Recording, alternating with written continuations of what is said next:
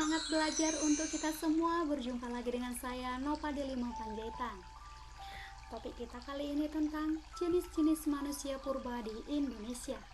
Sebelumnya kita telah membahas pembagian zaman praksara, yang mana itu terdiri dari dua bagian, yaitu berdasarkan proses pembentukan bumi atau disebut dengan geologi, sementara yang kedua adalah berdasarkan arkeologi atau benda peninggalan, gitu ya. Jadi nanti benda peninggalan masa praksara akan kita bahas setelah jenis-jenis manusia purba, gitu ya.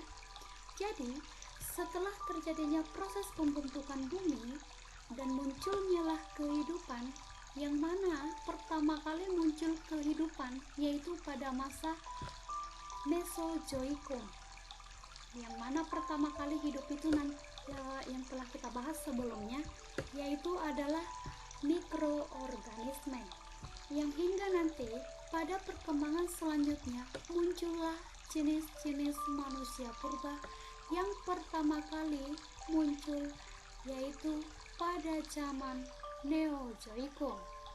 Sekarang kita membahas dulu tentang jenis-jenis manusia purba di Indonesia.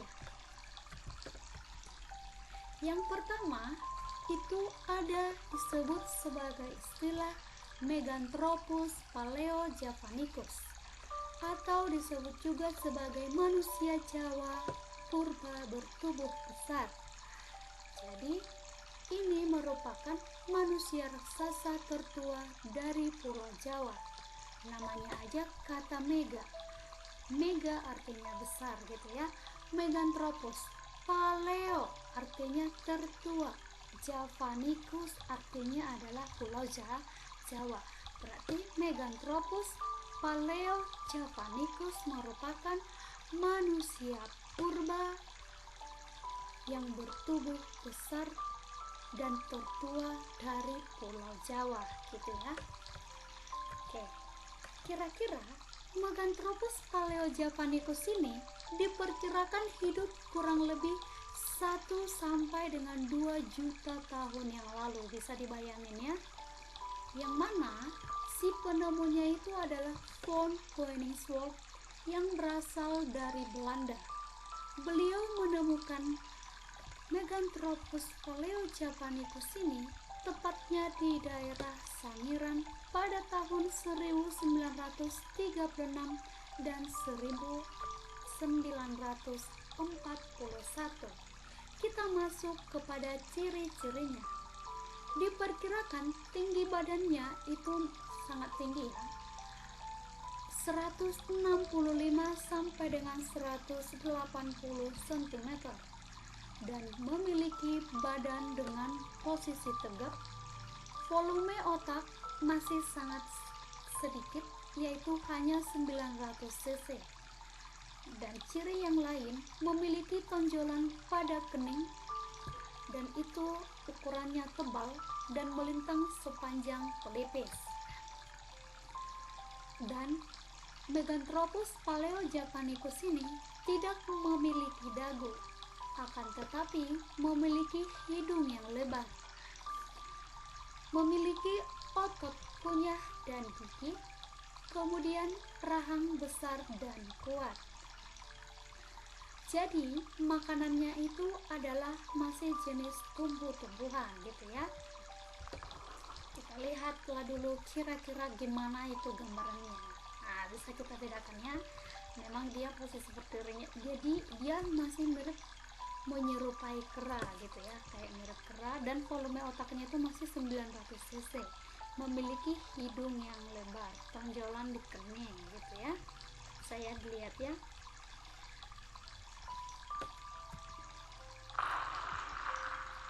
Yang kedua, Pithecanthropus. Apa itu Pithecanthropus?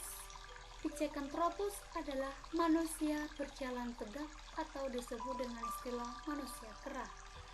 Bagaimana ciri-cirinya? Yang pertama, tinggi badannya 165 sampai dengan 180 cm.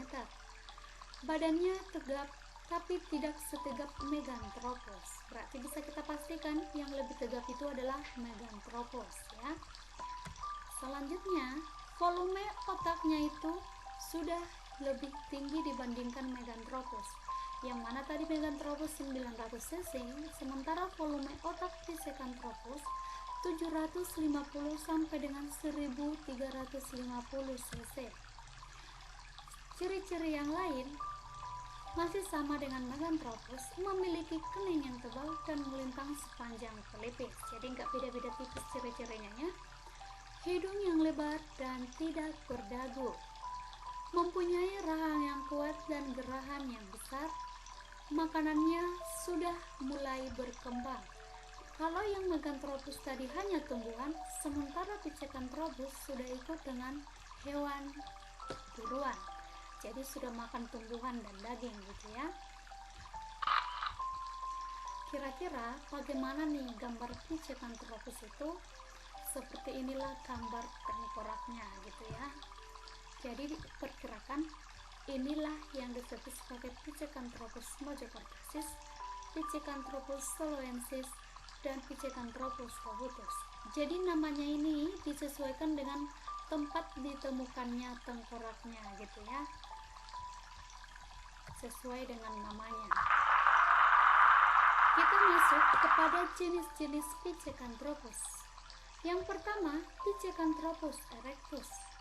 Pithecanthropus erectus ini ditemukan di Solo, di Begawan Solo, yaitu di daerah Trinil, daerah Ngawi di Jawa Tengah. Penemunya itu adalah si Eugene Dubis. Diperkirakan Pithecanthropus erectus ini hidup 1 sampai dengan 1,5 juta tahun yang lalu, dan ini diprediksi pada masa Neozoikum. Dan ini ditemukan oleh si Dubis tadi pada tahun 1891, yaitu adalah rahang atas dan tulang tengkorak serta tulang kaki. Bagaimana dengan Pithecanthropus mojocortasis atau disebut dengan Pithecanthropus robutus? Yaitu fosilnya ditemukan oleh si von Koenigswarth pada tahun 1936 di Mojokerto, Jawa Timur. Makanya dia disebut istilah Pithecanthropus mojocortasis karena memang ditemukan di daerah Mojokerto gitu ya. Fosilnya itu hanya berupa tengkorak anak-anak yang ditemukannya. Sekarang Pithecanthropus soloensis. Pithecanthropus soloensis ditemukan di posisi 2 tempat terpisah, yaitu daerah Ngadon dan Sangiran. Penemuan atau orang yang menemukan itu adalah si von Koenigswarth, berupa tengkorak dan tulang kering.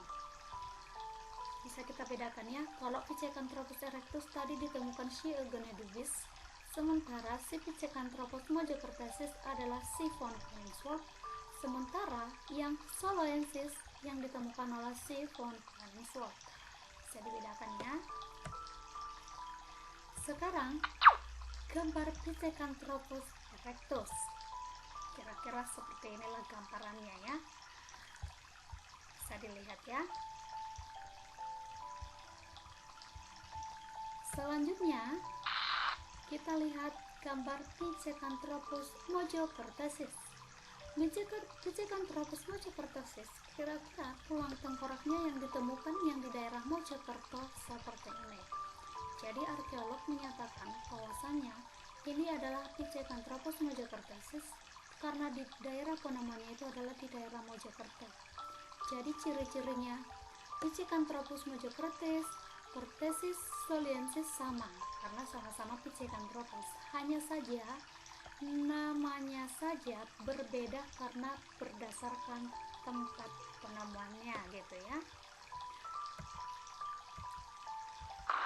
Kita masuk kepada Pithecanthropus soloensis. Kira-kira seperti inilah tengkorak yang ditemukan dari daerah Solo. Karena ditemukan di daerah Solo, makanya disebut dengan istilah Pithecanthropus soloensis.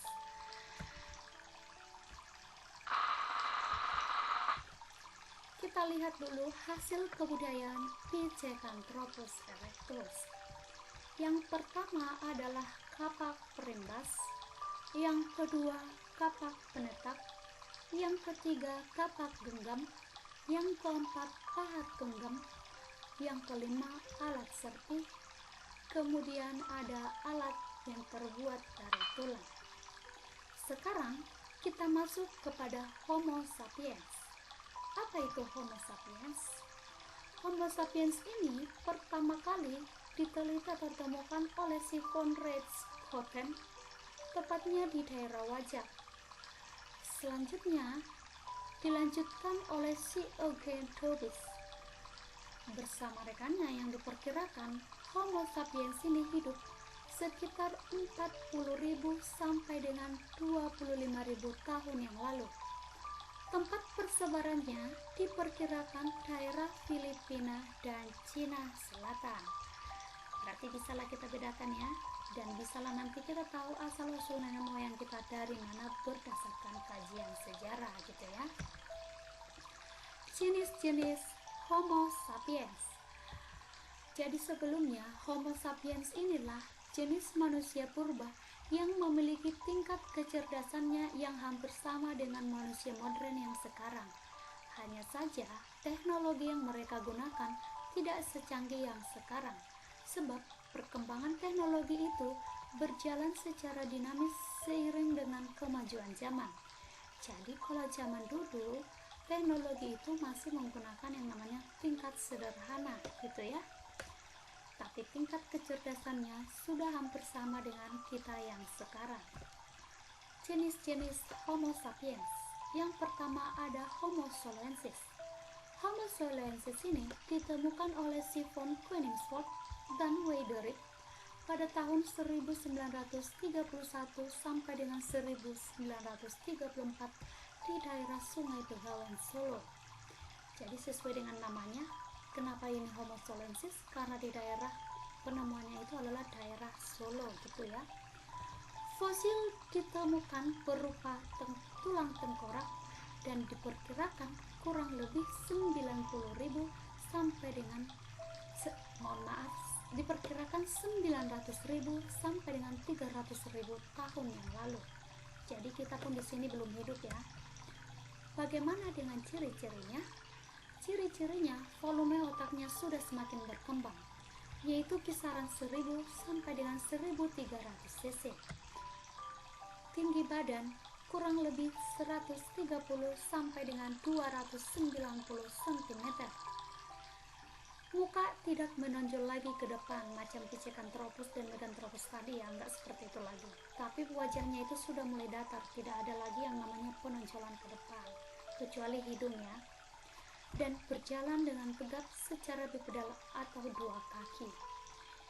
Jadi kalau yang tadi Pithecanthropus sama Meganthropus pasti bisa diprediksikan bisa merangkap-rangkap gitu ya.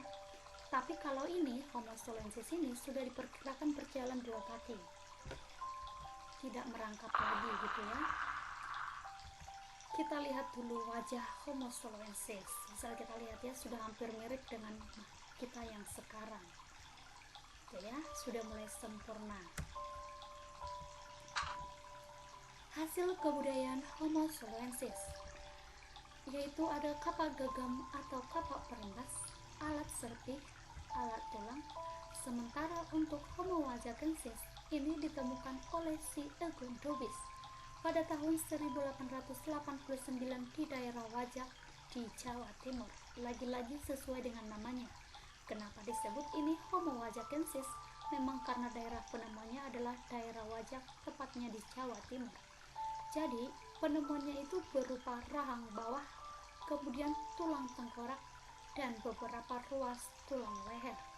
Jadi Homo wajakensis ini diprediksi hidup antara 40.000 sampai dengan 25.000 tahun yang lalu. Gitu ya. Bagaimana dengan ciri-cirinya? Mukanya itu lebar dan datar, hidung lebar dan bagian mulut menonjol, tulang tengkorak sudah membulat, jadi sudah mulai sempurna dengan kita yang sekarang. Memiliki tonjolan yang agak mencolok di dahi. kita lihatlah dulu Homo wajakensis itu gimana. Kira-kira seperti inilah gambarannya. Saya selanjutnya Homo florensis. Homo florensis ditemukan saat penggalian di liang gua atau disebut dengan gua batu kapur, tepatnya di daerah Flores. Jadi sama ya, kenapa disebut Homo florensis? Karena memang ditemukan di daerah Flores. Tim penemunya itu adalah tim arkeologi dari Puslitbek Arkeologi Nasional Indonesia dan University of New England, Australia. Jadi penemunya itu adalah Indonesia dan negara Australia. Pada tahun 2003 silam, dan ditemukannya lah sekitar kedalaman 5 meter kerangka yang mirip manusia yang katanya belum membatu, belum mengalami fosil, yaitu dengan ukuran yang sangat kecil. Jadi dari semua jenis manusia purba yang ukurannya itu kerdil yang kecil itu adalah Homo florensis gitu ya. Dan ini diperkirakan kurang lebih 94.000 sampai dengan 13.000 sebelum Masehi ya. Ciri-cirinya tinggi badan kurang dari 1 meter.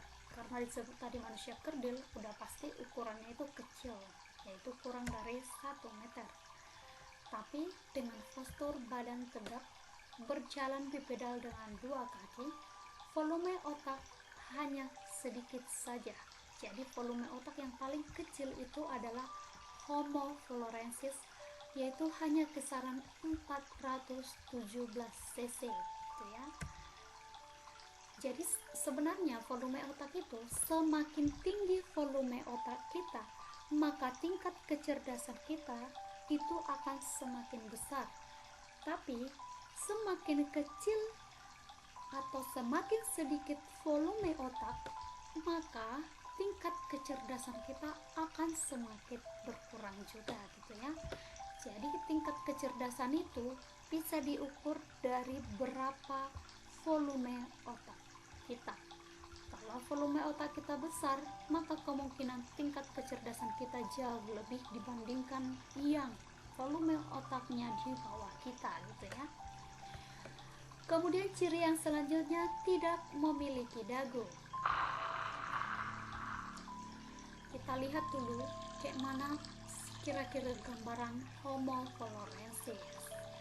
Jadi kira-kira seperti inilah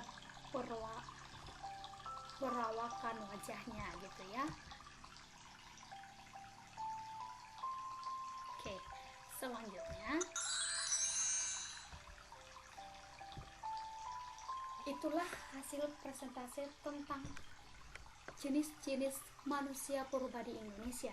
Jadi jenis manusia purba di Indonesia itu secara garis besarnya adalah Meganthropus paleojavanicus, kemudian jenis Pithecanthropus. Pithecanthropus lagi terbagi atas beberapa bagian, yaitu Pithecanthropus erectus, Pithecanthropus pojokrotensis, Pithecanthropus florensis, dan Pithecanthropus soloensis. Sementara Homo juga beberapa bagian, Homo sapiens, kemudian Homo soloensis, dan Homo florensis. Jadi di sini kita bisa menyimpulkan bahwasannya dari jenis manusia purba yang telah kita bahas tadi semuanya, yang mana manusia purba yang memiliki ciri kehidupan yang hampir sama dengan kita yang sekarang, dan volume otaknya atau yang memiliki tingkat kecerdasan yang lebih tinggi dari yang lain, yaitu adalah Homo sapiens. Dan diprediksi bahwasannya Homo sapiens inilah yang merupakan perkembangan selanjutnya yang mengikuti manusia modern seperti kita yang sekarang. Berdasarkan sejarah ya, jangan dikaitkan dengan agama tapi oke. Sekian dan terima kasihlah tentang pemaparan jenis-jenis manusia purba di Indonesia. Sekian dan terima kasih, semoga bermanfaat. Sampai jumpa di pertemuan yang selanjutnya. Terima kasih.